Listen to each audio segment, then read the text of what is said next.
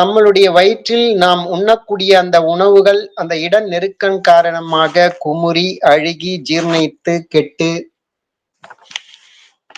அதில் இருக்கக்கூடிய அந்த சத்து பொருட்களை எல்லாம் மேலே ஆகாசமாகிய அந்த சூரியன், அந்த புருவ மத்தியத்தில் இருக்கக்கூடிய அந்த சூரியனானது, பிராணனாகிய சூரியன் அந்த சத்து பொருட்களை இழுத்துக்கொண்டு மீதி இருக்கக்கூடிய அந்த சக்கைகளை மலமாக வெளியிடப்படுகிறது.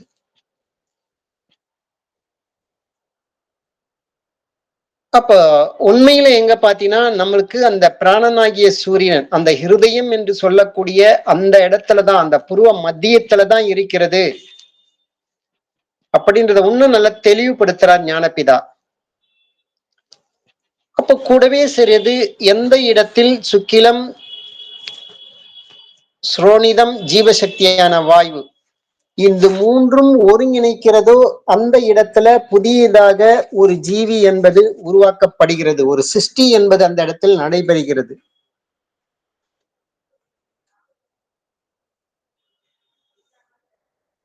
அப்பா அந்த மூன்றும் எங்கு சேருகிறதோ அந்த இடத்துல அந்த கிருமி கீடாதிகளே அங்கதான் உற்பத்தி ஆகின்றது. அப்போ வயிற்றில் பல வகையான அந்த கிருமிகள் உருவாவதற்கும் அந்த புழு நாக்குப்பூச்சி உருவாவதற்கும் இந்த மூன்றினுடைய சேர்க்கை அதனுடைய தன்மையால்தான் அதுவும் உருவாகுகிறது அப்படின்றத ஞானபிதா இன்னும் தெளிவுபடுத்துறார். அது உண்மையிலே நம்மளுடைய அந்த சிரசு பகுதியில் தான் ஆகாசம் என்பது இருக்கிறது. அதுலதான் அந்த பிராணனாகிய சூரியன் என்பது அந்த புருவ மத்தியத்தில் தான் இருக்கிறது. அந்த அக்னி ஸ்வரூபமான அந்த பிராணன் இருக்கின்ற இடம் நமக்கு மேல் பாகமாகிய அந்த புருவ மத்தியத்தில் தான் இருக்கிறது. அந்த இடத்துக்குத்தான் இருதயம் என்று பெயர்.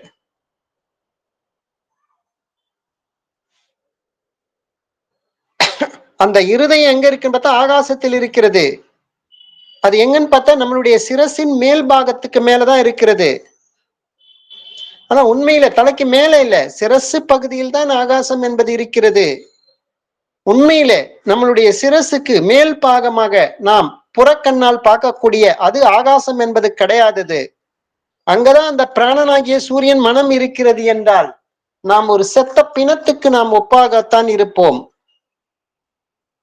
அங்கதான் ஹிருதயம் இருக்கிறது என்றால் ஒரு செத்த பிணத்திற்கு எந்த செயலும் செய்ய முடியவில்லையே. அப்ப உண்மையில அந்த இருதயம் என்று இருக்கக்கூடிய அந்த பகுதி எங்க இருக்குன்னா அவனவனுடைய அந்த சிரசில் தான் இருக்கிறது.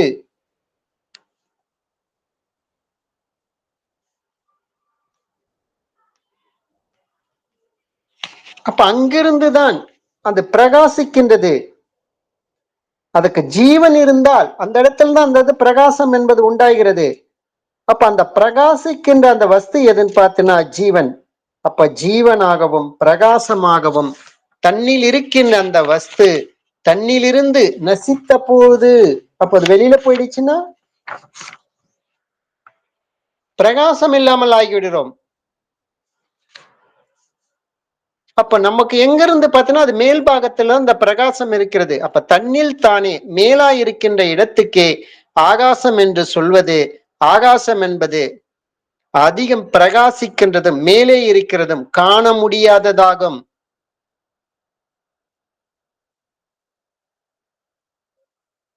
அப்ப நம்ம தலைப்பகுதியை நம்ம முழுவதுமாக நம்மளாலே பார்க்க முடியுமா அவரவருடைய தலைப்பகுதிய? அதுதான் இந்த இடத்துல காண முழுவதுமாக அதை காண முடியாதது.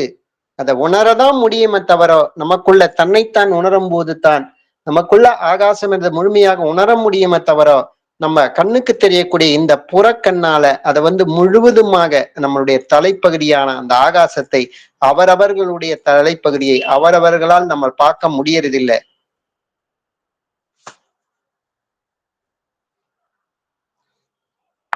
ஆனால் உண்மையில் வெளியில ஆகாசத்தில் இருக்கிற சூரியன் தான் பிரகாசித்தா அது ஒரு காலம் இடமில்லை. ஒரு செத்த போதும் இக்காணுகின்ற ஆகாசம் சூரியனும் இருக்கிறது. அந்த பிணத்துக்கு பிரகாசம் இருக்கிறதா? இல்ல.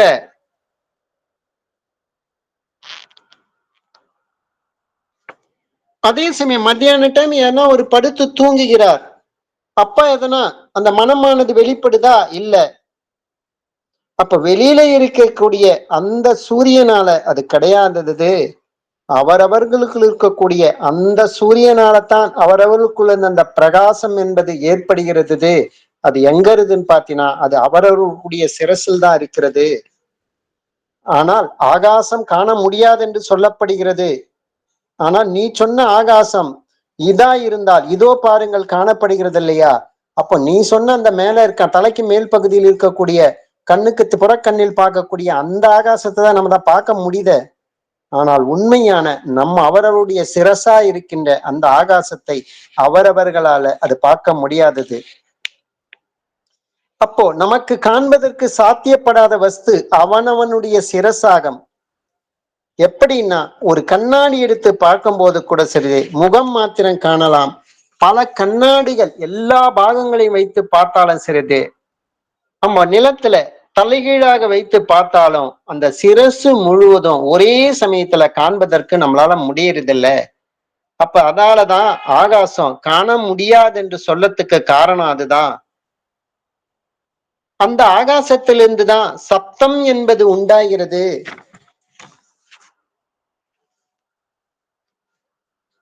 அதுல இருந்துதான் அந்த சத்தத்தையும் நம்மளால கேட்க முடியுது. அந்த சப்தம் உண்டாகிறது. இப்ப நீ சொன்ன ஆகாசத்துல இருந்ததுன்னா நம்ம வாயை மூடி பேசாமல் இருந்தால் நம்முடைய சப்தம் இந்த காணுகின்ற ஆகாசத்தில் உண்டாகுமா? இல்ல, உண்டாவதில்லை. அப்போ சப்தம் அவரவர்களுக்கு எங்கிருந்து உண்டாகுது? அவரவருடைய சிரசிலிருந்து தானே அது உண்டாகுது. அப்ப சிரசுன்னு ஒண்ணு இல்லைன்னா நம்மளால சப்தம் உண்டாகுமா? முடியாதது.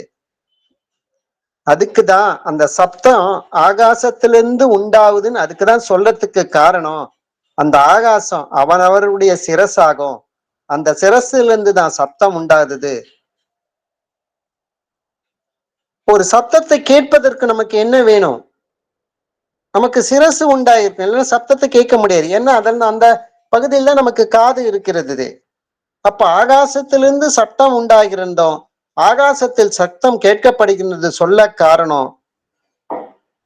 அப்ப ஆகாசமாக இருக்கிற அந்த சிரசு இல்லைன்னா சப்தம் உண்டாக்குவதற்கோ சப்தம் கேட்பதற்கோ முடிவதில்லை. நமக்கு கை, கால், கண், மூக்கள் இவர்கள் இல்லை என்று வைத்துக் கொள்வோம். அப்ப சிரசும் ஜீவனும் நாவும் இருக்கிறது. அப்போ எந்த பிரகாரத்தில் சப்தம் நம்மளால் உண்டாக்கலாமா? அப்ப சிரசு இல்லை என்றால் சப்தம் உண்டாக்க முடியுமான்னா முடியாதது. இந்த ரெண்டு கைகளை நம்ம தட்டுறோம், அப்ப என்ன ஆகுதுன்னா சத்தம் உண்டாகுது. அது எதனால் உண்டாகுது பார்த்தனா, ரெண்டு கைகளும் அந்த தட்ட சொல்ல அந்த சவுண்ட் உருவாகுது. அது அப்ப அதே சமயத்துல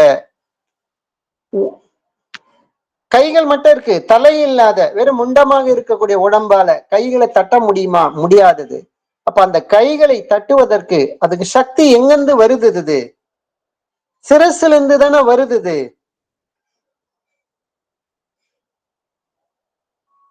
அப்ப சிரசுன்னு ஒண்ணு அவரவர்களுக்கு இல்லைன்னா ஆகாசம் என்றோ இல்ல ஆதி ஆரம்பம் என்றோ இல்ல அந்தம் என்றோ முடிவு என்றோ ஏதாவது இருக்குதான்னா எதுவுமே கிடையாது. அப்ப எல்லா நிலைமைகளும் எங்கிருந்து உண்டாவதுன்னு பாத்தீங்கன்னா அது அவரவர்களுடைய சிரசிலிருந்து தான் அது உண்டாவது. அப்ப நமக்கு பிரகாசிப்பது சிரசிலிருந்து என்பதற்கு இன்னொரு உதாரணம் ஞானபிதா சொல்லாருது. இப்ப ரெண்டு அடுக்குள்ள ஒரு மெத்த வீடு, அந்த அடுக்குகள்ல கீழ் அடுக்குல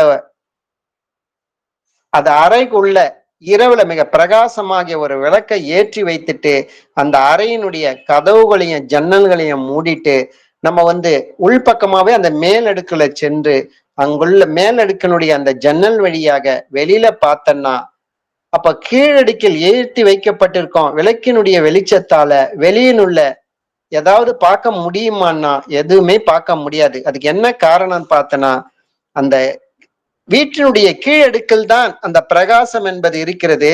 அதன் கதவுகளையும் ஜன்னங்களையும் அது அந்த பிரகாசம் வெளியில வராத மாதிரி மூடி வச்சிருக்கிறது. அதான் நம்ம மேலடுக்குல இருந்து போய் பார்த்தா கூட அது அந்த பிரகாசம் வழியாக மேலடுக்களுடைய ஜன்னல்ல இருந்து பார்த்தோன்னா அந்த பிரகாசம் வெளியில வரதில்லை. அதால வெளியில இருக்கிற பொருட்களை எதையும் பார்க்க முடியாதது. அதே மாதிரிதான் நம்ம இந்த உடம்ப இரண்டு அடுக்குள்ள ஒரு மெத்தை வீட்டுக்கு ஒப்பிடலாம். அதாவது கழுத்து கீழே கீழடுக்கு, கழுத்துக்கு மேல் பாகம் மேலடுக்கு. இது கழுத்தின் கீழ் உள்ள கீழடுக்குள்ள பிரகாச வஸ்து இருக்கிறது என்றால், அப்ப கழுத்துக்கு மேலே உள்ள மேலடுக்கிலிருந்து வெளியில பார்க்கும்போது பிரகாசத்தை காண முடியுமா? அப்ப கீழடுக்குல இருந்தா நம்மளுக்கு பிரகாசம், கழுத்து கீழே தான் இருக்குதுன்னா நம்ம தலைப்பகுதியில இருந்து ஏதாவது பார்க்க முடியுமான்னா முடியாதது, காண முடியாதது. அப்போ பிரகாசமானது கழுத்துக்கு கீழ் உள்ள கீழடிக்கில் இருந்ததுன்னா,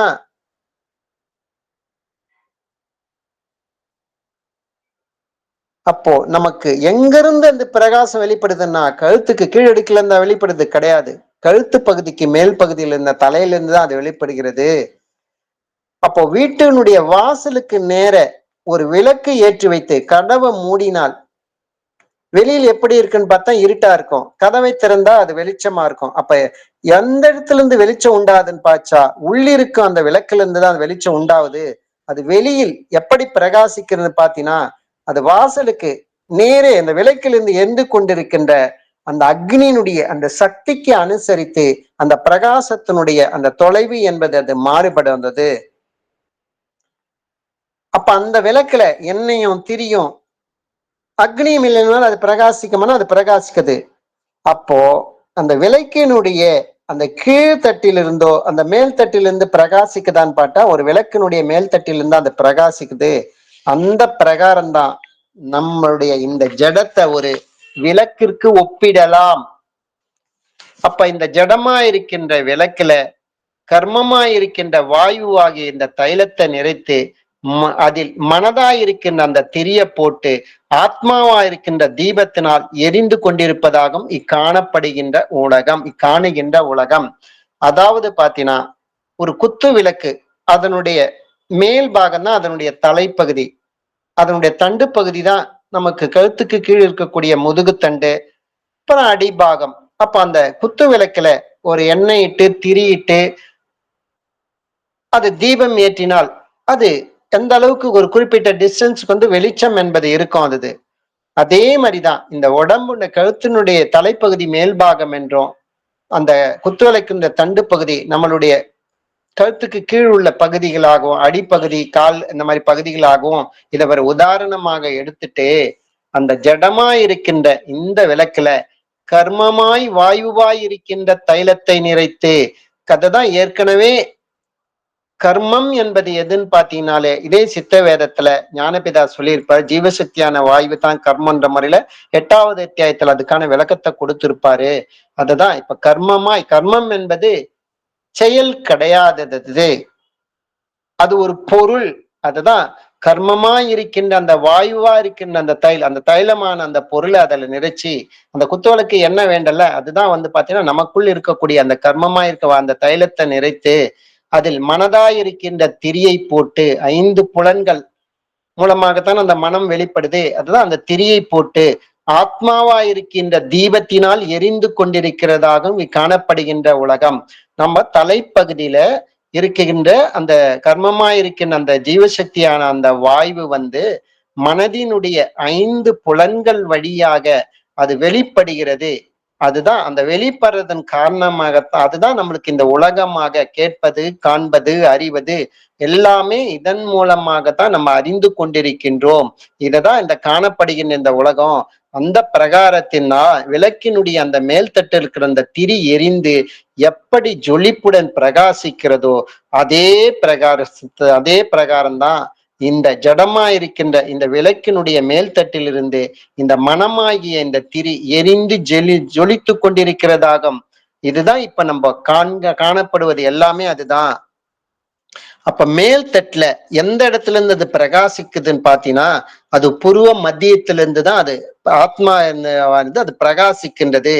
காரணம் அதுக்கு என்னன்னு பாத்தீங்கன்னா சிவனை விருபாச்சரன் என்றும் திரிலோச்சனன் என்றும் சொல்லுகிறார்கள். அப்ப சிவனுடைய ரூபமாக சங்கல்பித்து அந்த படத்தை வரைஞ்சி நம்ம பொதுவா போட்டோல பார்க்கலாம், சிவனுடைய போட்டோக்கள்ல அந்த மாதிரி இப்ப அந்த படத்தை பார்க்கும்போது அதற்கு 3 கண்கள் இருக்கின்றன. அவைகள்ல ஒன்று அந்த புருவ மத்தியத்தில் இருக்கதான் நெருப்பு கண் என்று சொல்லுகிறார்கள். ஆனால் அந்த சிவன் யார் என்றால் அது உண்மையில பாத்தீங்கன்னா அவரவர்களுக்கு அவருடைய ஜீவன் தான் அந்த சிவனா இருக்கிறது. அதுதான் நெற்றி கண்ணாக, அதுதான் அக்னி ஸ்வரூபமாக ருத்ரனாக அங்கத்தில் தான் இருக்கிறது.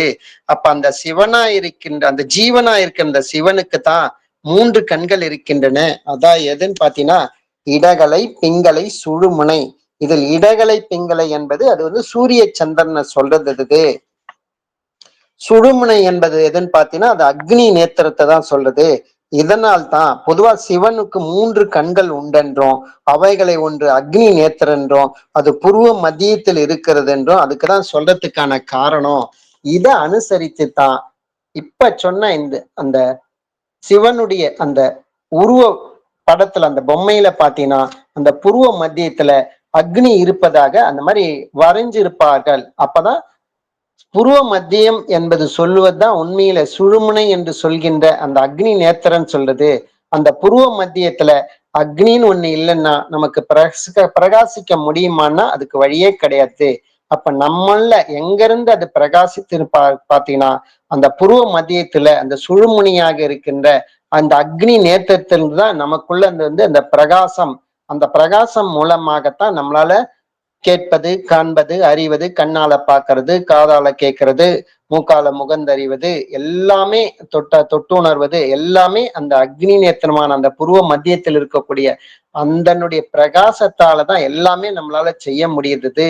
அப்போ அந்த இடத்துக்கு தான் இருதயம் என்று சொல்றது.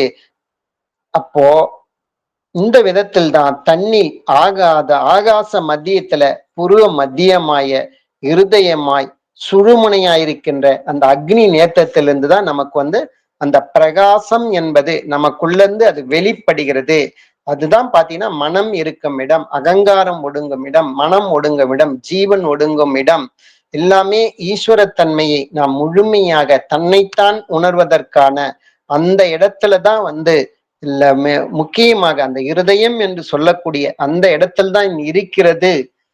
அப்போ அந்த இருதயம் எங்கு இருக்கிறது என்பதுக்குதான் ஞானபிதா இந்த 4 உதாரணங்கள் மூலமாக இந்த அத்தியாயத்துல நமக்கு உண்மையில அந்த ஜீவன் அந்த மனம் இருக்கும் இடம் அது எங்கிருந்து ஆரம்பிக்கிறது, அது எங்கிருந்து போய் ஒடுங்குகிறது, எங்கு அதன் மூலமாக அடங்கிய மனமாக நாம் இருக்கும் போதுதான் அந்த ஈஸ்வரனோடு ஐக்கியமாகக்கூடிய அந்த நிலையை நாம் பெறுவோம். கூடவே சிறியது அந்த இருதயமான அந்த அக்னி நேத்திரத்திலிருந்தா நாம் உலகத்தினுடைய பல்வேறு விதமான கேட்பது, காண்பது, அறிவது போன்ற இந்த மாயினுடைய செயல்கள் எல்லாமே சிறியது. அங்கிருந்து தான் அது அசைகின்ற அந்த மனம் மூலமாக அந்த வெளியில் வியாபிக்கக்கூடிய அந்த மனம் மூலமாகத்தான் நம்ம உணர முடியும். அதுக்குதான் பாத்தீங்கன்னா எப்போ அந்த மனமானது தான் உற்பத்தியான அந்த ஜீவனுக்கு ஒரு பக்தி விசுவாசம் இல்லாமல் அகங்காரத்தினுடைய அதோடு தொடர்பு கொள்ளும் போதுதான் அந்த மனமானது அது பந்தத்துக்கு அது காரணமாகிறது. அதே மனமானது தான் உற்பத்தியான அந்த ஜீவனுக்கு ஒரு பக்தி விசுவாசத்தோடு இருக்கும் போது அது அடங்கிய மனமாக ஆகும் போது மட்டுமே அது குருவாக அமைந்து அந்த ஜீவனுக்கு தான் உற்பத்தியான அது பக்தி விசுவாசமாக இருக்கும் போது தான் அந்த ஜீவன் ஈஸ்வரனோடு ஐக்கியமாகக்கூடிய அந்த நிலையம் அது பெற்று தருகிறது. அதனாலதான் அந்த மனமானது பந்தத்திற்கும் அதுதான் காரணம், மோட்சத்துக்கும் அதுதான் காரணமாக அந்த மனம்தான் அவருடைய மனம்தான் அது அமைகிறது. அப்ப அந்த மனம் இருக்கக்கூடிய அந்த இடம்தான் ஹிருதயம் என்பதுதான் இந்த அத்தியாயத்துல ஞானபிதா நமக்கு தெளிவுபடுத்துறாரு. நம்ம தொடர்ந்து நாளைக்கு நாம் 3வது அத்தியாயத்தில் இந்த சித்த வேதத்துல பயணிப்போம். அனைவருக்கும் ஆத்ம நமஸ்காரம். உடம்பினுடைய சகலவிதமான பாகங்களிலும் பரவி எப்பொழுதும் விட்டு பிரியாமல் ஸ்நேகம், மோகம் முதலிய கெட்ட வழக்கங்களை உண்டாக்கி கொண்டிருக்கின்ற ராகத்து வேசாதிகளான விருப்பு வெறுப்பு எனும் பெரும் வியாதிகள் யார் ஒருவரால் வேறற அறுக்கப்படுகிறதோ அந்த அசாதாரண வைத்தியருக்கே நமஸ்காரம்.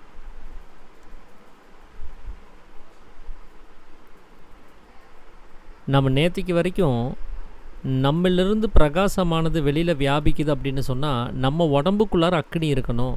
அந்த அக்னி இருக்கக்கூடிய பாகமானது அது புருவ மத்தியத்தில் தான், வயிற்றில் கிடையாது அப்படிங்கிறதுக்கு சாமி சில உதாரணங்கள்லாம் சொல்லியிருந்தார். அப்போ அந்த நம்மளுடைய மேல் பாகமாக இருக்கக்கூடிய சிரசில் அந்த புருவ மத்தியத்தில் தான் பிரகாசம் உண்டாகுது. அங்கே தான் அக்கினி நேத்திரம்னு சொல்லக்கூடிய ஆத்ம சூரியன் இருக்கக்கூடிய இடமாக இருக்குது அப்படிங்கிறதையும் சொல்லியிருந்தாங்க. ஸோ இதே வேதங்களில் கவனித்து பார்த்தோன்னா பிரகாசம் உண்டாகிறது ஆகாசத்தில்னு சொல்லியிருப்பாங்க. அதனால் வெளியில் இருக்கக்கூடிய ஆகாசத்தினால தான் நாம் இங்கே வெளியில் இருக்கக்கூடிய விஷயங்களை நல்லா தெளிவாக பார்க்குறதாக நாம் நினச்சிட்ருக்குறோம். காலையில் சூரியன் உதிக்குது, அந்த சூரியனுடைய பிரகாசம் அந்த கதிர்கள் உலகத்தில் இருக்கக்கூடிய பல பாகங்களிலும் பரவி போகுது. அந்த வெளிச்சத்தில் நாம் பார்க்குறதாக இங்கே நாம் ஒரு தோற்றம் இங்கே காணப்படுது. அதனால் இந்த பிரகாசம் அப்படிங்கிறது வெளியில் இருக்கக்கூடிய ஆகாசத்தில் வெளியில் இருக்கக்கூடிய சூரியனால் உண்டாக்கப்படுறதாக நாம் நினச்சிட்ருக்குறோம். அப்படி பார்த்தா ஒரு செத்துப்போன பிணத்திற்கு அந்த வெளியில் இருக்கக்கூடிய ஆகாசமும் வெளியில் இருக்கக்கூடிய சூரியனும் இருக்கவே செய்யுது. அப்போ அந்த சந்தர்ப்பத்தில் அந்த பிணத்தினால எதையுமே பார்க்கவோ கேட்கவோ செய்ய முடியறது கிடையாது. அப்போது பிரகாசங்கிறது எங்கே இருக்கணும் அப்படின்னா அவனவனுக்குள்ளார இருந்து வெளியில் வரணும். அப்போ அவனவனுக்குள்ளார இருக்கக்கூடிய அந்த ஜீவனிலிருந்து அந்த பிரகாசமானது வியாபிச்சாதான் பிணத்தினால் பார்க்க முடியல, உயிரோடு இருக்கிற வரைக்கும் பார்க்க முடியுதுங்கிற அந்த தத்துவமே அர்த்தத்துக்குள்ளே வருது. அப்போ வெளியில் இருக்கக்கூடிய ஆகாசத்துக்கும் வெளியில் இருக்கக்கூடிய சூரியனுக்கும் நாம் பார்க்கக்கூடிய அந்த காட்சிகளுக்கும் சம்பந்தம்ங்கிறது கிடையாது. ஏன்னா இந்த காட்சிகளில் அது ஒரு பாகமாகத்தான் இருக்குது. இந்த உலகம்ங்கிற அவஸ்தையை நாம் கவனிக்கிறோம், அது காட்சியாக இங்கே பார்க்குறோம். அந்த உலகம்ங்கிற அவஸ்தைக்குள்ளே வெளியில் பார்க்கக்கூடிய ஆகாசமும் வெளியில் பார்க்கக்கூடிய சூரியனும் கூட ஒரு பாகமாக இருக்குது. அப்போ இந்த காட்சிகளுக்கும் அவங்களுக்கும் எந்த ஒரு சம்மந்தமும் இல்லை தான். அப்போ அது யார் இங்கே சம்மந்தப்பட்டிருக்கிறது அப்படின்னா அவனவனுக்குள்ளார இருக்கக்கூடிய அந்த சைத்தன்யம் தான் இங்கே சம்மந்தப்பட்டது. ஏன்னா வெளியில் இருக்கக்கூடிய சூரியனை வைத்தும் வெளியில் இருக்கக்கூடிய ஆகாசத்திலிருந்தும் பிரகாசம் உண்டாகிறதா இருந்தால் சாமி முன்னமே கேட்டபடி ஒரு பிணத்தினாலையும் கூட பார்க்க முடிஞ்சிருக்கும். அப்போ எப்போ பிணத்தினால் பார்க்க முடியலையோ, அப்போ பிணத்தினால் காட்சிகளை அனுபவப்பட முடியலையோ, அப்போ அவனவனில் இருக்கக்கூடிய ஜீவனாக இருக்கக்கூடிய அந்த சைத்தன்யத்திலிருந்து தான் அந்த பிரகாசமானது வெளியில் வர வேண்டியதாக இருக்க முடியும். அப்படி வெளியில் வருவதாக இருந்தால் அந்த மாதிரி வந்தால் மட்டும்தான் நம்ம தெளிவாக அனுபவப்பட முடியும். சரி, நாம் இப்போ பார்க்குற இந்த வெளியில் இருக்கக்கூடிய காட்சிகளில் ஒரு பிரகாசம் உண்டாகுது, அது வெளியில் இருக்கிற சூரியனை வைத்து ஆகாசத்தை வைத்துன்னு நம்ம சொல்கிறதா இருந்தால் கனவுக்குள்ளார நமக்கு அந்த காட்சிகள் உண்டாகுது. அந்த காட்சிகளுக்குள்ளார நல்ல வெளிச்சத்தை நம்ம தெளிவாக கவனிக்கவே செய்கிறோம். ஒரு பகல் நேரத்தில் நம்ம ஒரு மலை ஏறி போகிற மாதிரி ஒரு கனவு காணுறோம் அப்படின்னு சொன்னால் அது இங்கே பார்க்குற அளவுக்கு அவ்வளோ தெளிவாக அங்கே ஒரு காட்சி அமைப்பு அது பார்த்திங்கன்னா நல்ல பிரகாசமாகவே இருக்குது. அப்போ நம்ம உள்ளுக்குள்ளார காணக்கூடிய அந்த தூக்கத்துக்கு அடுத்தது வரக்கூடிய சொப்பனம்ங்கிற நிலையில், அந்த உள்நிலையில் இந்த வெளியில் இருக்கக்கூடிய ஆகாசமும் சூரியனும் சம்மந்தப்படாத அந்த நிலையில் எப்படி நமக்கு அந்த பிரகாசமானது உள்ளுக்குள்ளே கிடைக்கிது, எப்படி அந்த வெளிச்சமாக அந்த காட்சிகளை காண முடியுது அப்படிங்கிறத நம்ம யோசித்து பார்த்தாலே நம்மளால் ஈஸியாக தெரிஞ்சுக்க முடியும். வெளியில் இருக்கக்கூடிய ஆகாசமும் சூரியனும் நமக்கு இந்த பிரகாசத்துக்கு காரணமானது கிடையாது. உள்ளே இருக்கக்கூடிய காட்சி அமைப்பில், அந்த கனவுக்குள்ளார இருக்கக்கூடிய காட்சி அமைப்பில் யார் அந்த பிரகாசத்தை கொடுத்தாரோ அவரே தான் வெளியில் இருக்கக்கூடிய காட்சி அமைப்புகளுக்கும் பிரகாசத்தை கொடுக்கக்கூடியவராக இருக்கிறார். அது நம்மளுடைய சைத்தன்யம் தான். அது மனதனுடைய விசாரமே உருவம் அப்படின்னு சொல்லி சாமி 6ஆம் அத்தியாயத்தில் அந்த ஆண் பெண் அந்த வித்தியாசங்களை பற்றி பேசும்போது சொல்லியிருப்பார். ஆண் குழந்தை பிறக்கிறது, பெண் குழந்தை பிறக்கிறது, ஜாடை வித்தியாசம் பற்றி பேசும்போது அந்த மனதனுடைய எண்ணங்கள் தான் இங்கே உருவமாக இருக்குது. அதுக்கு அடுத்த அத்தியாயத்திலேயே 7ஆம் அத்தியாயத்தில் இதெல்லாம் காணுவதெல்லாம் சொப்பனம்னு சொல்லியிருப்பார். அப்போது இந்த சொப்பனத்தில் தான் அந்த ஆகாசமும் சூரியனையும் நம்ம கவனிக்கிறோமே தவிர உண்மையான அந்த ஆகாசம் சூரியன்கிறது வெளியில் இருக்கக்கூடியது கிடையாது. உள்ளே இருக்கக்கூடிய அமைப்பை அது பிரதிபலித்து காண்பிக்கக்கூடிய காட்சி அமைப்பு தான் இந்த உலகம்ங்கிற அவஸ்தையாக இருக்குது. அப்போ உள்ளுக்குள்ளார தான் அந்த ஆகாசமும் இருக்க முடியும், சூரியனும் இருக்க முடியும். அப்போ பிரகாசமும் உள்ளிலிருந்து வெளியில் வரக்கூடியதாக இருக்கணும். அதனால தான் ஆகாசத்திலிருந்து பிரகாசம் உண்டாகிறதாக இந்த வேதங்களில் சொல்லப்பட்டது. இப்போ ஆகாசங்கிறது வெளியில் இருக்கிறதுங்கிறது எப்படி நம்ம ஏற்றுக்க முடியும்? பிரகாசம் நம்ம உள்ளிலிருந்து வர்றதா இருந்தால் அப்போ ஆகாசமும் எங்கே இருக்க முடியும்? நமக்கு உள்ளார தான் இருக்க முடியும். நம்மளுடைய மேல் பாகத்தில் இருக்கக்கூடியது தான் நிச்சயமாக ஆகாசம்னு நம்மளால் சொல்ல முடியும். ஏன்னா ஆகாசத்துக்கு அவங்க டெஃபினிஷன் எப்படி கொடுத்துருப்பாங்க அப்படின்னா மேலானதும் யாராலும் காண முடியாததுமாக இருக்கக்கூடியது தான் ஆகாசம் அப்படின்னு சொல்லி சொல்கிறாங்க. அப்போது நம்மளுடைய மேல் பாகம் அப்படிங்கிறது நம்மளுடைய சிரசு. அந்த சிரசினுடைய அந்த மேல் பாகத்தை தான் நம்மளால் பார்க்கவே முடியாது. நம்ம 360 டிகிரியில் ஏதாவது கண்ணாடிகளை வச்சு அதை சுற்றியும் வச்சு பார்க்கலாம் அப்படின்னா கூட ஒருமித்து நம்மளால் அதை பார்க்க முடியாது.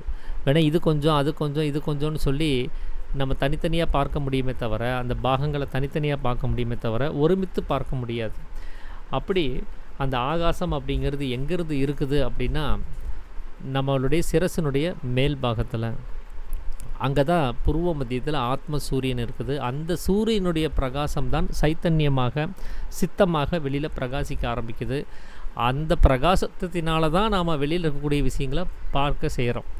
ஒருத்தருக்கு கண்ணில் பிரச்சனை இருக்குதுன்னு வச்சுக்கோங்க, அவருக்கும் வெளியில் ஆகாசம் இருக்குது, சூரியன் இருக்குது.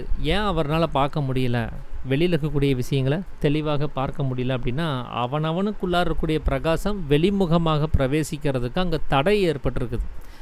அது புலனுடைய ஒரு குறைபாடாக அது போக்குவரத்துக்கு தடை ஏற்பட்டதுனால அவர்னால் வெளியில் இருக்கக்கூடிய காட்சிகளை சரியாக பார்க்க முடியறது கிடையாது. எப்படி நம்ம வீட்டுக்குள்ளார இருந்து வெளியில் இருக்கக்கூடிய விஷயங்களை பார்க்கறதுக்கு ஜன்னல்களை வச்சுருப்போம், அந்த ஜன்னல் கதவு ஸ்ட்ரக் ஆகி போச்சு, திறக்க முடியல அப்படிங்கிற பட்சத்தில் வெளியில் இருக்கக்கூடிய விஷயங்களை பார்க்க முடியாமல் போகுதோ, அந்த மாதிரி இந்த கண் அப்படின்னு சொல்லக்கூடிய காட்சிகளுக்கு காட்சிகளை பார்ப்பதற்கு உதவி செய்யக்கூடிய அந்த ஒரு உறுப்புக்கு, அந்த ஒரு ஜன்னலுக்கு அங்கே ஸ்ட்ரக் ஆகிடுச்சு. அந்த இடத்துல போக்குவரத்துக்கு பிராணனாக இருக்கக்கூடிய பிரகாசம் வெளிமுகமாக பயணிக்கிறதுக்கு தடை ஏற்பட்டதுனால அவரால் கவனிக்க முடியாமல் போச்சு. இதே பிணத்துக்கு கவனித்து பார்த்தோன்னா அங்கே சைத்தன்யமே கிடையாது. அந்த சைத்தன்யம்தான் பிரகாசமாக ஜொலிக்குது, அது வெளியில் வியாபிக்குது அப்படின்னு சொன்னால் அங்கே சைத்தன்யமே இல்லாததுனால அவரிலிருந்து எந்த ஒரு பிரகாசமும் வெளியில் வந்தது கிடையாது. அதனால ஒரு பிணத்திற்கு வெளியில் இருக்கக்கூடிய ஆகாசம் அந்த சூரியன்கிறது நாம் வெளியிலிருந்து பிணத்தை பார்க்கும்போது பிணத்துக்கு மேலே அது இருக்கிறது தெரியுது. ஆனால் அந்த பிணத்துக்கு பொறுத்த வரைக்கும் அவங்களுக்கு ஆகாசமும் கிடையாது, சூரியனும் கிடையாது. ஏன்னா அவங்களுக்கு உலகங்கிற அவஸ்தையே கிடையாது. ஏன்னா அவங்களில் இருக்கக்கூடிய பிராணனானது அது வெளியில் வர்றதுக்கு உள்ள சைத்தன்யமே கிடையாது. அப்போது இந்த ஆகாசம் அப்படிங்கிறது நிச்சயமாக வெளியில் இருக்கக்கூடிய வஸ்து கிடையாதுங்கிறத நம்ம இதனால் புரிஞ்சுக்க முடியும். அப்போ வேதங்களில் சொல்லப்பட்ட பிரகாசத்தினுடைய உற்பத்திங்கிறது அவனுடைய மேல் பாகமாக இருக்கக்கூடிய சிரசிலிருந்து தான். அங்கேருந்து தான் பிரகாசத்தினுடைய உற்பத்தி. அது அக்னி நேத்திரம்னு சொல்லக்கூடிய சுழிமுனையிலிருந்து தான் அது வெளியில் வருது. அது ஆகாசங்கிறது பிரகாசத்திற்கு மட்டும் அது காரணம் கிடையாது. சப்தம் உண்டாகிறதும் ஆகாசத்தில் இருந்துன்னு சொல்லப்பட்டிருக்குது. நாம் கவனிக்கக்கூடிய சப்தங்களுக்கும் அந்த ஆகாசமே காரணமாக இருக்குது. ஒரு ஹால் வந்து பார்த்திங்கன்னா ரொம்ப காலியாக இருக்குதுன்னு வச்சுக்கோங்களேன், அங்கே நம்ம பேசணும் அப்படின்னா அது இன்னும் அதிக அளவில் அதிக தொனியோடு நம்மளால் பேச முடியும்.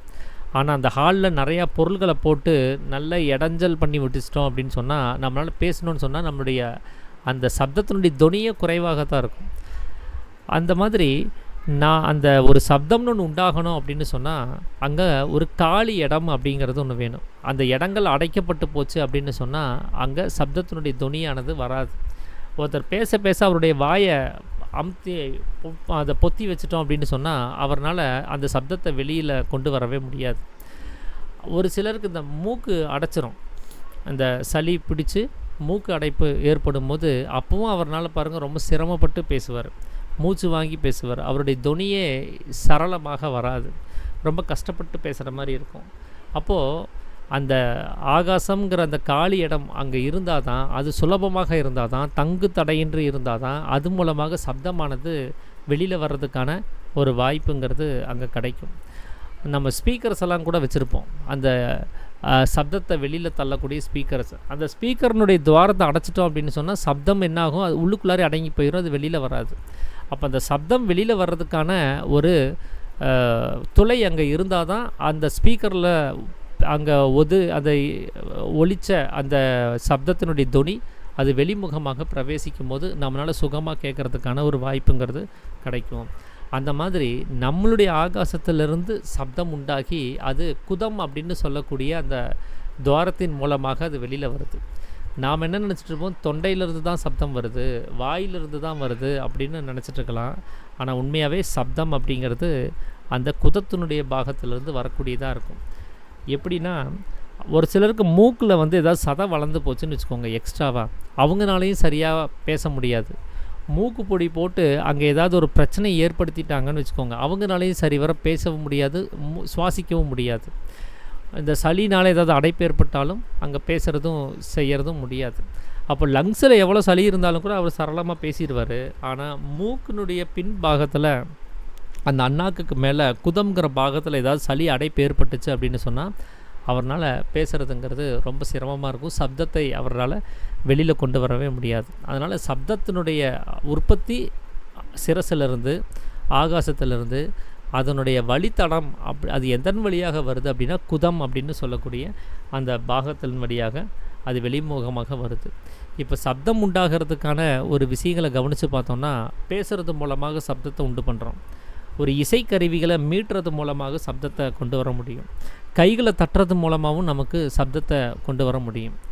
அப்போது வெளியில் இருக்கக்கூடிய ஏதாவது செயல்முறைகள் செஞ்சு கூட நம்மளால் சப்தத்தை ஏற்படுத்த முடியும்.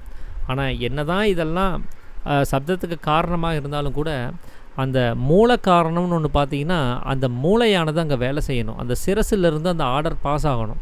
இதை பேசணும், இதை மீட்கணும், இதை தட்டணும் அப்படின்னு சொல்லி அங்கேருந்து ஆர்டர் வரணும். அந்த ஆர்டர் படி இந்த உடம்பு இயங்கணும். அப்போ தான் அந்த சப்தமானது நம்மளால் உண்டு பண்ணவே முடியும். ஒருத்தருக்கு அந்த வாத நோய் ஒருத்தர் கை கால் விழுந்து கிடக்கிறாரு அப்படின்னு சொன்னால் அவரால் கைத்தட்டவே முடியாது. ஏன்னா அந்த மூளையில் இருக்கக்கூடிய செயல்பாடு அந்த உறுப்புக்கு சேரணும். அதுக்கு ஏதாவது நரம்புகளில் தடை ஏற்பட்டுச்சு அப்படின்னு சொன்னால் அது கொடுக்கக்கூடிய அந்த ஆர்டரை அங்கே பாஸ் ஆகாது. கையை தூக்கு அப்படின்னு சொல்லி அது ஒரு ஆர்டர் கொடுக்குதுன்னா அந்த ஆர்டர் படி இந்த கை வேலை செய்யணும். அந்த ஆர்டர் ரீச் ஆகாத மாதிரி இடையில எங்கேயாவது ஒரு இடத்துல அந்த வாதம், அதாவது காற்று போக்குவரத்துக்கு ஒரு தடை ஏற்பட்டு போயிடும், ஒரு அடைப்பு ஏற்பட்டுரும். அந்த அடைப்புனால அந்த கைகளுக்கு அந்த ஆர்டர் வராதனால கை அது விழுந்தபடியே இருக்கும். நமக்கு எந்த ஆர்டரும் வரல போல இருக்குங்கிற மாதிரியே அது பாட்டுக்கு பேசாமல் இருக்கும். இன்னொன்று, இந்த கைகளுக்கு தேவையான சக்தியும் அந்த இரத்தத்தின் மூலமாக வர்றது இந்த வாயுவினுடைய போக்குவரத்து மூலமாக தான். அப்போது இந்த போக்குவரத்துங்கிறது எது மேனேஜ் பண்ணிகிட்ருக்குது அப்படின்னா நம்மளுடைய சிரசு தான் மேனேஜ் பண்ணுது. அதனால தான் எண்ஜான் பனைமரமாக இருக்கக்கூடிய இந்த உடம்பில் சிரசே பிரதானம் அப்படின்னு சொல்கிறதுக்கு காரணம். டோட்டல் மேனேஜ்மெண்ட் சிஸ்டமும் சிரசில் தான் இருக்குது. இந்த மேனேஜ்மெண்ட் சிஸ்டம் எதை ஆர்டர் பாஸ் பண்ணுதோ அதைப்படி இயங்கிறது தான் இந்த மற்ற உடல் உறுப்புகளினுடைய வேலையை. அப்போ மொத்த மேனேஜ்மெண்ட் கண்ட்ரோலும் அங்கே தான் இருக்குது. அதனால் அது நினச்சா தான் சப்தத்தை உண்டு பண்ண முடியும். அங்கேருந்து ஆர்டர் பாஸ் ஆனால் தான் நாம் பேசவோ கத்தவோ இல்லை ஏதாவது ஒரு வேலைகளை செய்விக்கவோ இல்லை 2 கைகளை சேர்த்து தட்டி ஒரு சப்தத்தை உண்டு பண்ணவோ முடியும்.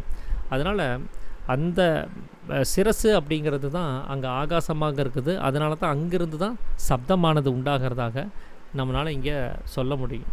அப்படி இந்த பிரகாசமாகட்டும் சப்தமாகட்டும் இது இரண்டுமே நம்மளுடைய மேல் பாகமாக இருக்கக்கூடிய அந்த சிரசிலிருந்து தான் அது கீழ்முகமாக, அதாவது வெளிமுகமாக அது பரவி நமக்கு இந்த உலகத்தின் சார்ந்த ஒரு அனுபவங்களை நமக்கு கொடுக்கறதுக்கான ஒரு வழிவகைங்கிறது ஏற்படுது.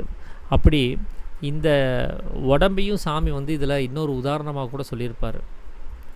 ஒரு விளக்குக்கு உதாரணமாக கூட இந்த கடைசி அத்தியாயம் முடிகிற சமயத்தில் சொல்லியிருப்பார். அங்கே ஒரு விளக்கை எப்படி நாம் ஒரு எண்ணெய் போட்டு அதில் திரித்து அதில் ஒரு தீபத்தை ஏற்றி நம்ம அதை பற்ற வச்சு அதில் இருக்கக்கூடிய பிரகாசத்தினுடைய வெளிப்பாட்டில் வேலைகளை செய்விக்கிறோமோ அதே மாதிரி இந்த உடம்பில் மனமாக இருக்கக்கூடிய அந்த திரி, சுக்கிலமாக இருக்கக்கூடிய அந்த எண்ணெய், அதாவது தைலம், அதை போட்டு ஜீவனாக இருக்கக்கூடிய நெருப்பு அங்கே எரிஞ்சிட்ருக்குது. அப்படி வெளியில் இருக்கக்கூடிய அந்த பிரகாசத்தை கொடுக்கறதுக்காக வேண்டி அப்போது வெளியில் அந்த வெளிச்சம் வருது அப்படின்னா அதுக்கு காரணம் அந்த அக்னி தான். அந்த ஜீவனாக இருக்கக்கூடிய அக்னினால தான் வெளியில் பிரகாசம் உண்டாகுது. அந்த அக்னி திரியினால் எரியப்படுது. அந்த திரி எரியறதுக்கு தைலம் காரணமாகுது. அப்போ தைலத்தில் இருக்கக்கூடிய எண்ணெயை சப்ளை பண்ணுற வேலையை தான் இந்த திரி அப்படிங்கிறது செய்யுது. ஏன்னா அந்த எண்ணெயில் ஏற்கனவே அங்கே நெருப்புங்கிறது இருக்கவே செய்யுது. அதனால தான் அது எரியுது. இதே தண்ணியை ஊற்றணுன்னு சொன்னால் அது எரியாது. ஏன்னா தண்ணியில் நெருப்பு கிடையாது. எண்ணெயில் நெருப்பு இருக்கிறதுனால அது திரி மூலமாக சப்ளை செய்யப்பட்டு அங்கே தொடர்ந்து எரிஞ்சுக்கிட்டே இருக்கும். அந்த எரியறதுனால அங்கே எண்ணெயானது தீர்ந்துக்கிட்டே இருக்கும். ஏன்னா அது எரிஞ்சு தான் பிரகாசமாக வெளியில் போகுது. அந்த மாதிரி நம்மளுக்குள்ளார இருக்கக்கூடிய சுக்கிலம், அது சத்தாக இருக்கக்கூடிய அந்த வஸ்து, அதுதான் தைலமாக எண்ணெயாக இருக்குது. அதையே நாம் மனமாக இருக்கக்கூடிய திரியை வைத்து தான் இங்கே நாம் எரிய வைக்கிறோம். இதில் அந்த திரியானது அந்த சரியான சப்ளை அது கொடுத்துக்கிட்டே இருக்குது, அது எரிஞ்சுக்கிட்டே இருக்குது. எந்த அளவுக்கு எரியணும், எவ்வளோ தூரம் எரியணும், எதுக்கெல்லாம் எரியணும், இதெல்லாம் அதுக்கு தெரியவே தெரியாது. அந்த விளக்குக்கு தெரியாது. பகல் நேரம்னாலும் அது எரியும், இரவுனாலும் எரியும். நாமளாக பார்த்து அதை அணைக்கணும். இப்போ இரவாயிடுச்சு, தூங்க போகிறோம், இனி இந்த வெளிச்சமானது வெளியில் பிரவேசிக்க தேவையில்லை, இப்போ இந்த எண்ணெயாக இருக்கக்கூடிய சுக்கிலத்தை நாம் தீர்க்க வேண்டிய அவசியம் கிடையாதுங்கிறத நாம் புரிஞ்சுக்கிட்டு நாமளாக அதை அணைக்கணும். அதுவாக இங்கே அணையிறது கிடையாது. அதே மாதிரி தான் நமக்குள்ளார இருக்கக்கூடிய அந்த சுக்கிலமும் எரியறதுக்கு தயாராகவே இருக்குது. மனம் அதை எரிக்கிறதுக்கும் அதுவும் தயாராக இருக்குது. ஆனால் எதுக்கெல்லாம் எரியணும், எதுக்கெல்லாம் எரியக்கூடாதுங்கிற அந்த நித்திய அனித்திய வஸ்து விவேகம் நமக்குள்ளார இருக்கணும். அதுக்கு தான் சாமி இங்கே அகங்காரத்தை பற்றியும் மனசை பற்றியும் ஜீவனை பற்றியும் அதுக்கான முக்கியத்துவங்களை சாமி இங்கே விளக்கி கொடுக்குறாரு. அதுலேயும் குறிப்பாக சுக்கிலத்தை பற்றின அந்த விளக்கங்களை அதிக அளவில் சித்தவேதத்தில் பின்வரும் அத்தியாயங்களில் நல்லாவே ஸ்ட்ராங்காகவே கொடுத்துருப்பாரு. அதெல்லாம் நம்ம சரியாக கிரகித்தோம் அப்படின்னு சொன்னால், அதை நம்ம உணர்ந்தோம் அப்படின்னு சொன்னால், அதை தீர்க்கறதுக்கான வழிவகைகளை நம்ம தடுக்கிறதுக்கு என்னென்ன முறைகள் இருக்குதோ அத்தனையுமே கையாள வேண்டியதாக இருக்கும். அப்படி அந்த மனமானது அந்த சுக்கிலத்தை எரித்து வெளியில் போகிறதுக்கு அது உதவிகரமாக இருக்குது. அதில் அந்த மனசுக்கு திரி அப்படின்னு சொல்லி கூட ஒரு வார்த்தையை போட்டிருப்பாங்க. அதை நம்ம கவனித்து பார்த்தா தெரியும். அதுலேயும் பார்த்திங்கன்னா அந்த திரிலோசனன் அப்படின்னு சொல்லக்கூடிய அந்த விஷயங்களை நம்மளால் கவனிக்க முடியும். அவருக்கு 3 கண்கள் இருக்குது. இடகலை, பிங்கலை, சுழிமுனை அப்படின்னு சொல்லக்கூடியது. அதில் இடகலை பிங்கலை அப்படிங்கிறது சந்திர சூரியர்கள் அப்படின்னு சாமி சொல்லியிருப்பார். அதில் முனை அப்படிங்கிறது அக்னி நேத்திரமாக இருக்குது அப்படிங்கிறார். அப்போ இந்த 3 விஷயங்கள் மூலமாகத்தான் இந்த மனமானது அந்த தீபத்தை எரிய வச்சுக்கிட்டே இருக்குது. அப்படி எரிஞ்சு அதில் செலவாகி போகிறது எது அப்படின்னா மனசோ ஜீவனோ அல்ல, அது சுக்கிலம் தான் தீர்ந்து போகுது. சுக்கிலம் இருக்கிற வரைக்கும் ஜீவன் சுடர் விட்டு பிரகாசிக்கிட்டே இருக்கும். சுக்கிலம் தீர்ந்து போச்சு அப்படின்னு சொன்னால் ஜீவன் அணைஞ்சு போயிடும், ஜீவன் தன்னுடைய பிரகாசத்தை இழந்து போயிடும். அப்போ ஜீவனுக்கு அந்த சைத்தன்யத்தை கொடுக்கறதே அந்த எண்ணெயாக இருக்கக்கூடிய சுக்கிலம் தான். அந்த சுக்கிலத்தை நாம் கவனிக்கிறது கிடையாது. அதில் இருக்கக்கூடிய பிரகாசத்தினுடைய ஜொலிப்பை கவனிக்கிறோம், அந்த பிரகாசத்தினுடைய வெளியில் வியாபகத்தன்மையை கவனிக்கிறோம். ஆனால் அங்கே தீரக்கூடிய எண்ணெயை பற்றி நம்ம கவலைப்படுறது கிடையாது. அதே தான் சாமி இங்கே நமக்கு புரிய வைக்கிறாரு.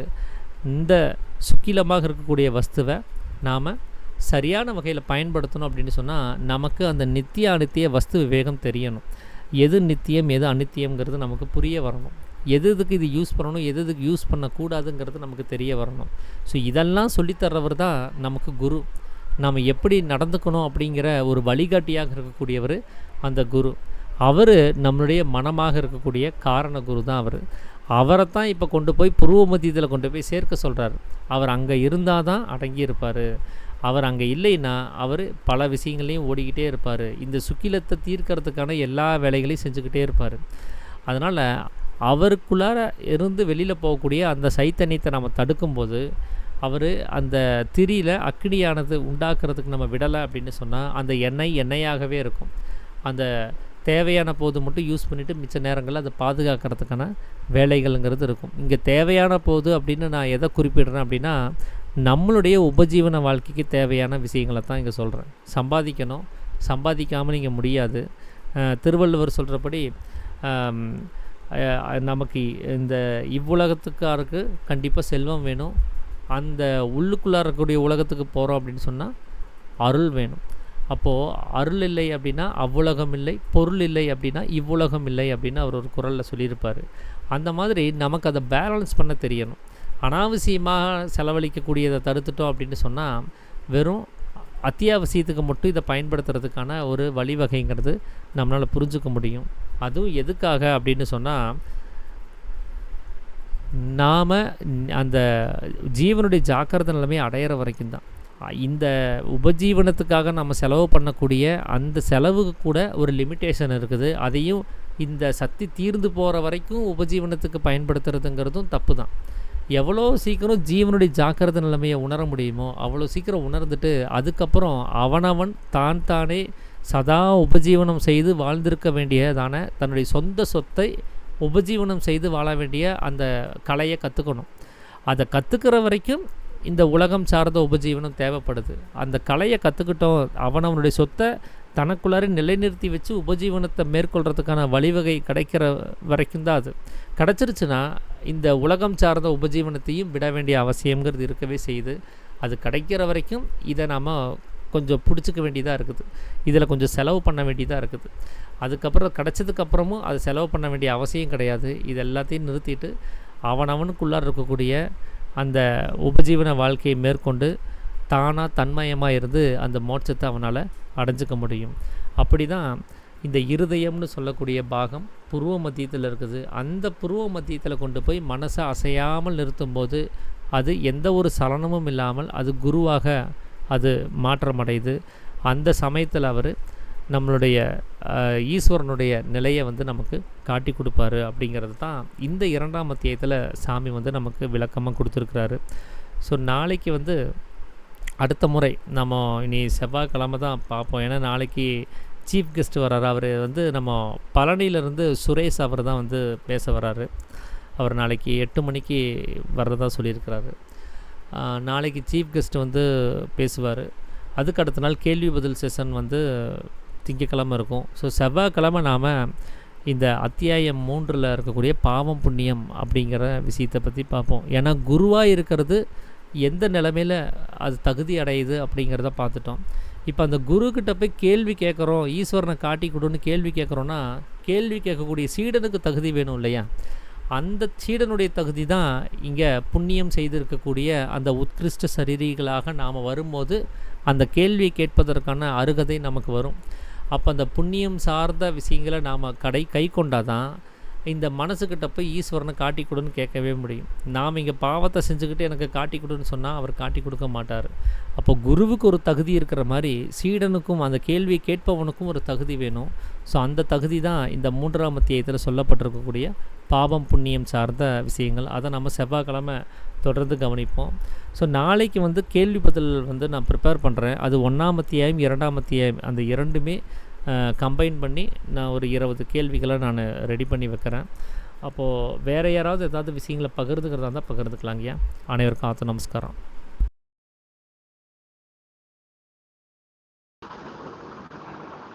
ஐயா ரமேஷ் ஐயா. ஐயா ஆத்மராஜ்கர் ஐயா. ஐயா ஐயா நம்மளுக்கு சவுண்டு வந்து புதத் வழியாக தான் வரும்னு சொன்னீங்க ஐயா. ஆமாங்கய்யா. அதுதானே ஊசிமுனை வாசல் அப்படின்னு சொல்றாங்கல்ல, அதுதான் ஐயா உதம்புயம். ஊசிமுனை வாசல் அப்படின்னு சொல்லக்கூடியது வந்து புருவ மத்தியத்தில் இருக்கக்கூடிய வாசல்ங்கய்யா. அதுதான் பிரம்மரந்திரம்னு சொல்லக்கூடியது. ஊசிமுனை வாசல். ஆமாம், அது வந்து புருவ மத்தியத்தில் நுழையறதுக்கான ஒரு வாசல். அது குதம் அப்படின்னு சொல்லக்கூடியது அதுக்கு கீழேயே இருக்குது. அண்ணாக்குக்கும் புருவ மத்தியத்துக்கும் மத்தியில் இருக்கக்கூடியது. இப்போ அந்த ஊத்துவ கதி அது வழியே தான் உள்ள போகணும். ஆமா ஆமா, உள்ள போய் அப்புறம் பிரம்மரந்தத்தை தட்டுறது இல்லைங்களா, சமையல் நாய் தட்டுறது. ஆமாங்க. இப்போ பிரம்மரந்தத்தை நம்ம தட்டணும்னு சொன்னா நம்மளுடைய சுவாசமான இது வழியே போய் தான் ஆகணும் இல்லையா? ஆமா, அந்த பாதையை கடந்து தான் போகணும், குதம் வழியாகத்தான் போகணும். ஆனா அந்த சுவாசம் நேரா போகணும். நம்மளுடைய சுவாசம் நேரா போனாதான் அது பிரம்மரந்திரத்தை தொடும். அத கடந்தா தான் சமீரன் ஆகுது. ஆமா, சமீரன் போய் பிரம்மரத்தை தட்டுது. நேரா போகக்கூடிய சுவாசத்துக்கு பேர் தான் சமீரணன்னு சொல்லக்கூடியது. இந்த மூக்கின் வழியாக வளையாமல் அது நேரா போகும். இப்போ நமக்கு கதி எடுத்தாலும் எடுக்காட்டினாலும் அது மூக்கின் வழியாக வளைஞ்சு போகுது. எப்போ இது வளையாமல் நேராக போகுதோ அப்போதான் இந்த மூக்கினுடைய நுனியை தாண்டி நேராக போகும்போது அங்கே வந்து பிராணனானது அந்த பிரம்மரந்திரத்தை தொட ஆரம்பிக்கும். அப்படி தொட்டு தொட்டு அதை வந்து தட்டி திறந்து அப்படி நேர்கதி ஆகுது இல்லைங்களா? ஆமாம் ஆமாம், அதுதான் நேர்கதி. அப்படின்னா நேராக போகக்கூடிய கதி. நேர்கதி ஆகி அப்புறம் மேலும் கீழும் நடத்தி அப்புறம் ஈஸ்வரனை ஜீவேஸ்வரர் ஆகிக்கிறதா ஆகுது. இப்போ அது நேராக போக ஆரம்பிச்சிருச்சு அப்படின்னு சொன்னால் வளைஞ்சு போனாதான் உள் வெளி சுவாசம்ங்கிறது ஏற்படும் இல்லைங்களா? ஆமாம். அது வளையாம நேரா போச்சுன்னு சொன்னா அப்ப மேல் கீழ் சுவாசம் தான் நமக்கு இருக்கும். அப்போ நம்மளுடைய சுவாசம் என்ன ஆகும்னா உடம்பை விட்டு வெளியில வராட்டினாலும் ஆனா புருவ மத்தியத்தை விட்டு கீழ்நிலையிலையும் மேல்நிலையிலையும் மாறி மாறி போயிட்டே தான் இருக்கும். உடம்புக்குள்ளாரையே அந்த சுவாசம் ஓடிட்டு தான் இருக்கும். அந்த சுவாசம் கூட வெளியில இருக்கக்கூடிய விஷயங்கள் தான், அதுவும் மாயையில் நடக்கக்கூடிய விஷயம்தான் அது. அந்த சுவாசமும் இல்லாத நிலைமைக்கு போகும்போது அதுதான் விசுத்தி அப்படின்னு சொல்லக்கூடிய அந்த நிலைமை அது. அது ஜீவனுக்கு தொழில் விட்ட சமயம் அப்படின்னு சாமி சொல்லியிருப்பார். ஜீவனுடைய தொழிலே என்ன அப்படின்னா அவர் வாயுவாக சலித்து வெளியில் போகிறவர். அதனால தான் பஞ்சபூதங்களை பற்றி பேசும்போது சதாசிவனான ஆகாசம், ஜீவனாக சிவனாக இருக்கக்கூடிய வாயு அப்படின்னு சொல்லியிருப்பார். அப்போ ஜீவனுடைய வேலையே வாயுவாக சலிக்கிறது தான். அப்போ உயிர் அப்படின்னாலே அது வாயுவாக சலித்து போகக்கூடிய வேலையை செய்யக்கூடியது. அப்படி அந்த வேலையை நிறுத்தும் போது அது ஜீவனுடைய தொழில் விட்ட சமயம்னு சொல்லக்கூடிய விசுத்திங்கிற நிலைமை வரும். அப்படின்னா விசேஷம், அதாவது அறிவு. சுத்தி அப்படின்னா நிர்மலம் அப்படின்னு சொல்லியிருப்பார். அதில் அறிவு அப்படின்னா என்ன அப்படின்னா முதல் அத்தியாயத்தில் ஜீவசக்தியான வாயு அப்படின்னு ஒரு விளக்கம் கொடுத்துருப்பார். அப்போ ஜீவசக்தியான வாயு நிர்மலமாகிற அந்த நிலைமை தான் அந்த விசுத்தி அப்படின்னு சொல்லக்கூடியது. ஜீவன் தன்னுடைய தொழிலை, தன்னுடைய வேலையை விட்ட சமயம், தன்னுடைய சலனத்தை விட்ட சமயம் அப்படின்னு வரும். அப்போ நம்மளுடைய சுவாசம் நேராக மேலே போச்சுன்னா அது வளைஞ்சு போகாததுனால வெளி சுவாசம் கிடையாது. வெளி சுவாசம் இல்லை அப்படின்னா அந்த சமயத்தில் நமக்கு உள் சுவாசமும் கிடையாது. அப்போ இந்த உள்வெளி சுவாசம் எப்போ இல்லாமல் ஆகுதோ அப்போ மேல் கீழ் சுவாசமாக நடந்துக்கிட்டே இருக்கும். இன்னும் அதுக்கப்புறம் ஆக்னை அப்படிங்கிற நிலைமை வரும்போது இந்த மேல் கீழ் சுவாசமும் இருக்காது. ஏன்னா அங்கே ஜீவன்கிற நிலைமை இல்லாததுனால இந்த சுவாச முறைகளும் கூட இல்லாமல் அது களங்கம் இல்லாத தன்மையில் அது சாத் அந்த ஈஸ்வரனாகவே அந்த தன்மையில் அது இருக்கும். அதனால தான் ஜீவன் சிவனாகி அப்படின்னு சொல்கிறார். அப்போ அங்கே ஜீவன்கிற ஸ்தானமும் அங்கே கிடையாது. அது சிவனாகவே மாறிடுச்சுன்னு சொன்னால் அதுக்கு களங்கம் இல்லாத தன்மை தான். ஆமாம், மாயை கிடையாது, களங்கம் இல்லாத தன்மை தான் சாமி சொல்கிறார். அப்போ அந்த சமயத்தில் நமக்கு எதுவுமே தெரியாது. அதாவது உள்ள இருக்கக்கூடிய ஆனந்தத்தை நம்ம உணர முடியும். நாம் எதெல்லாம் இது வரைக்கும் வெளியில் கவனிச்சுட்டு இருந்தோமோ அத்தனை விஷயமும் உள்ள இருந்தே நம்ம பார்த்துக்க முடியும். புளியம்பழம் தனியா போயிருக்கு தனியா. ஆமா, இப்போ அங்க போயிட்டோம்னா எதுவுமே தெரியாதுன்னு நம்ம சொல்ல முடியாது. அங்க போயிட்டா எல்லாமே தெரியும். நீங்க வெளியில இருக்கிறது, உள்ள இருக்கிறது, அப்படி எதை நீங்க பார்க்கணும்னு நினைக்கிறீங்களோ அத்தனையுமே பார்க்க முடியும். அதனால அங்க தெரியப்படாததுன்னு அங்க ஒண்ணுமே கிடையாது. அங்க எல்லாமே தெரியப்படுத்தக்கூடிய விஷயமாவே மாறிடும். ஆனால் எப்படி இருந்தாலும் நம்ம குதம் குயம் வழியா தான் மேல போயாகணும் கண்டிப்பா. ஆமா, அதுதான் இங்க ஒரே ரூட். அந்த ஒரு ரூட் வழியா தான் நம்ம மேலே ஏறி போக முடியும். எல்லாத்துக்கும் காரணம் அதுதான் மெயின், அங்க போயாகணும். ஆமா ஆமாங்க. சரிங்க, நன்றிங்க. ஆத்ம நமஸ்காரங்க ஐயா. ஜெகதீசன் ஐயா, ஆத்ம நமஸ்காரம் ஐயா. நீங்க இந்த குதம் சார்ந்த ஒரு விஷயங்களை நீங்க கொஞ்சம் எக்ஸ்பிளைன் பண்ணா நல்லா இருக்கும்னு நினைக்கிறீங்க. சரி சரி சரி. இப்போ அதான் ஐயா நல்ல கேள்விதான் கேட்டாரு. நீங்களும் கரெக்டாக தான் சொல்லியிருக்கிறீங்க.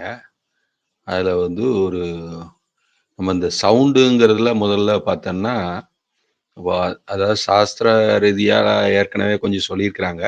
இந்த இடத்துல கொஞ்சம் விரிவுக்காக சொல்கிறேன் நான். பரா, பச்சேந்தி அப்படிம்பாங்க. அப்புறம் வந்து மத்தியமா அப்படின்னு ஒரு கனெக்ஷனு. அப்புறம் சூக்கும வைகரி, அதுக்கப்புறம் ஸ்தூல வைகரி.